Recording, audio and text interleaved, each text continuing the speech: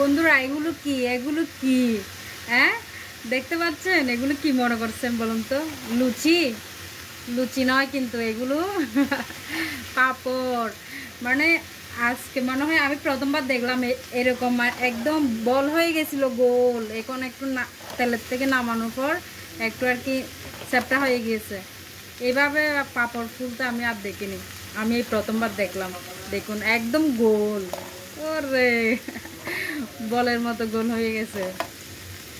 কি সুন্দর করে ফুলেছে, তেলে দেওয়ার সাথে সাথে অনেক সুন্দর করে ফুলে গেছে। আর এখানে আছে ডাল, ডালটা হচ্ছে